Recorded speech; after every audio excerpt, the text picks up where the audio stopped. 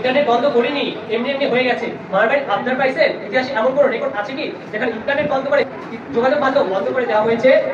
এটা শুধু সরাসরি হাসিনার আমলেই সম্ভব। যাই হোক, আজকে বিতর্কের বিষয় জুলাই অভ্যুত্থানের প্রত্যাশা ও প্রাপ্তি।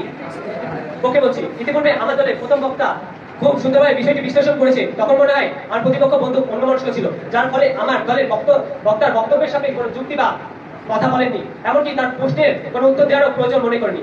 আচ্ছা, আমার প্রতিপক্ষ বন্ধুরা কি দেখেনি সরাসরি হাসিনা কিভাবে দিনের পর দিন অন্যায় অবিচার করে আসছিল?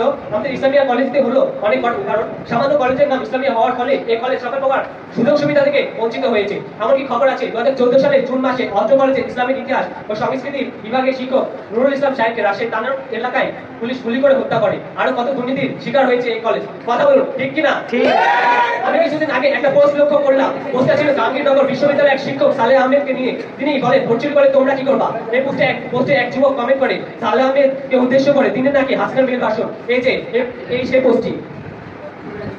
আমি ভাবছি যদি এই কমিটি সরাসরি হাসিনার আমলে করা হতো, তবে হয়তো কমিটি করার পরে তিনি যুবককে আর খুঁজে পাওয়া যেত না, তাই গুম করে দেওয়া হতো। হয়তো তার বাসস্থান হতো সে ভয়াবহ আয়নাঘর। তবে যুবকটি এখন বহন্ত বিরুদ্ধে আছে। এরপর কি প্রতিপক্ষ বন্ধুরা বলবে যে আমরা প্রত্যাশা অনুযায়ী প্রাপ্তি পাইনি, নাকি তাদের স্বপ্নের জায়গা সে ভয়াবহ আয়নাঘর? আচ্ছা, আমি মেনেই দিলাম যে আমি ভুল ছিলাম। আসলে কি আমি ভুলছিলাম নাকি সেটা যাচাই করার জন্য আমি রাজশাহী বিশ্ববিদ্যালয়ে একটি প্রতিবেদন তৈরি করি। প্রতিবেদনটি এমন ছিল যে বড় ভাই অপদের মতামত নেওয়া যে আসলে আমরা প্রত্যাশা অনুযায়ী প্রাপ্তি পেয়েছি কিনা। তো আমি সকলের কাছ থেকে একটি উত্তর পাই, সবাই বলেছে আমরা প্রত্যাশা অনুযায়ী প্রাপ্তি পেয়েছি।